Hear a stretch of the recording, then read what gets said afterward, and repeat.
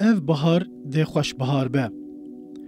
Li Kurdistan û Tirkiyê tovên guherîna rejîmê bihatina biharê re şaxta. Wisa xuya dike ku ev bihar dê xweşbihar be. Ev bihar dê nû bihar be. Ev bihar dê bihareke nû jiyan be. Carna mirov ji hesreta jiyaneke azad hema dixwaze bi hevokekî be jî hêviyên xwe li her deverê bireşîne û baweriyê şîn bike. Dewleta rejîma yekperest a ku serkêşiya wê AKP dike, bi salan e bi kirinên nûxeyên dijmirovî, bi qetliyam û êrîşan, bi talan û wêrankirinan mafê me hêviyê jî dorpêç kiribû.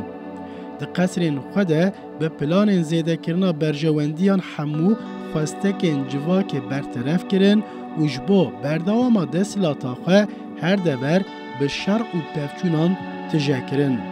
Xelq bi xizaniyê re rûbirû hişt û xwest civakê bi birçîbûnê aş bike. Herkê serî rakir jî bi darê xwe yê darazê li serê wan da û bi armanca civakekî çi qasî ji ehlaq û wîcdanê, çi qasî ji edalet û wekeviyê dûr bikeve, ew jî dê ew qasî bi hêz û ewletir bibe tevgeriyan.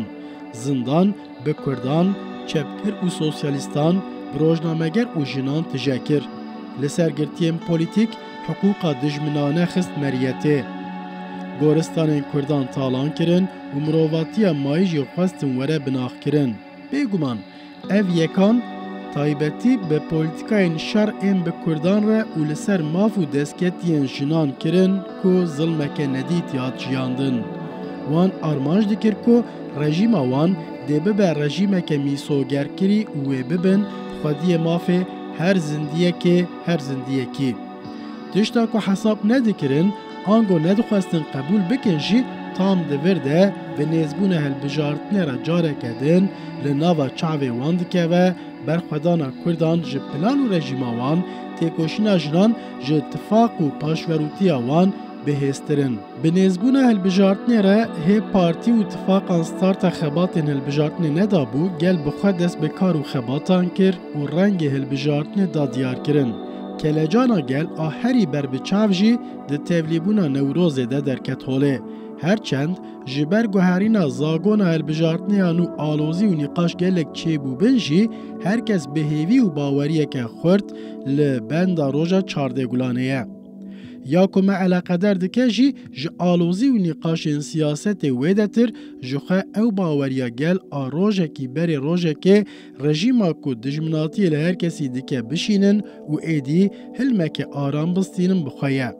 Belkî bi erdhejê re ketina maskeye AKP MHP ya tenê xwe û berjewendiyên xwe de fikre hê berbiçav derket holê.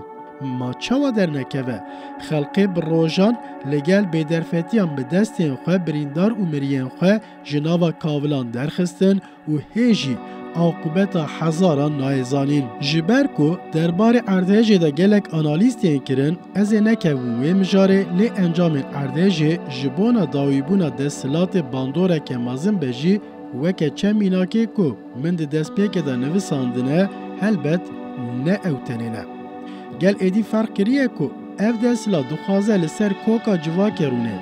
Ger weke rojnamegereke ku li bajarê herî mezinê Tirkiye Stenbolê dijîm û ji her gel û baweriyan nêrîn, xwestek û bertekan digirim, çavdêriyên xwe parve bikim, bi dilekî rihet dikarim bibêjim ku vê rejîmê ji xwe winda kiriye û heta roja hilbijartinê ew ê tenê emrê xwe yê dawî bijî. Piştî ittifaqa Ked û Azadiyê diyar kir ku ew dê bi partiya çep a kesk bikeve hilbijartinê li Enqereyê du danêzan hatin eşkere kirin. Her du danêzan jî bi dest nîşankirina xalên girîng ên sedema pirsgirêkên welêt û bi analîzkirinan ji bo çareseriyê ferqa xeta sêmîn nîşanî me her kesî da. Li gel di danêzana siyê adarê de hat eşkerekirin de ji bo welatekî demokratîk û jiyaneke wekev û azad gelek xal hatibûn destnîşankirin jî jinên têkoşer ên de hedefa yekemîna ittifaqa desthilata pûç û paşverû da ne bi tecrübe û polîtîkbûna xwe careke din daxuya kirin ku li çareserkirina pirsgirêkên welat de jin xwedî gotin û roleke xweserin û divê hedef û pêşniyarên jinan ên ji bona pêşeroja vî welatî jî به دانزانک خسر آجنان وره اشکره کرن. برخودان جن جیان آزادی یا کجنین کرد پیشنگیا ویدکن و لحمو جیان بلاو بویه به دانزانا دیسا جن، دیسا جیان پولیتیکاین تایبت این دولتا مرسالار جاره کدن هات تشیر کرن. جبرکو تسبیت و ریباس خورد هاتبون راوه کرن هز و هرسا جنان دانیشاندان کو ده حسابش ده سلاتا کو دجمناتی لجنان دکه بپرسن و وی پرگالا گنی و به باوریا خوشک بونا وینا جنان بگو حرینن. با ویه که دانزان اتفاقا جنان آدودوی نیسانه دانزانه که دیروکی بو و گر خالین و بکوین مرئیته جخوا ده تو پرسکریکن وی ولاتی نمینن. لعالی دن جبو سیاستا دشکرد بی یکیتیا کردان وره به باندور کرن لآمده تفاقا کرد آزادی و دموکراسی دانزانا خوی هلبجارتنی اشکره کر.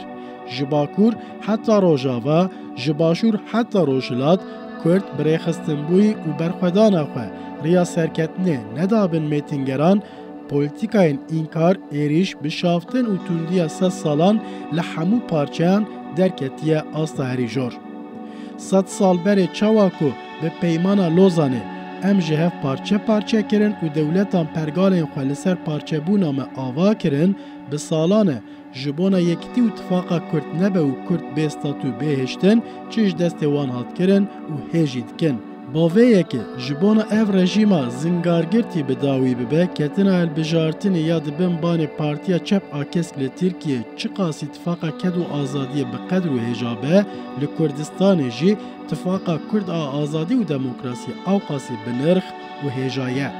حتی از دکارم ببیجم که جبو ما کردان با برسفداینا 100 سالان پارچه کرن و حساب لسر تونه کرنه اتفاقا کردی هی به معناتر و ما به وی هیویه که اتفاق گشتیا کردن هر آلیان دیدمک نزده چه ببه.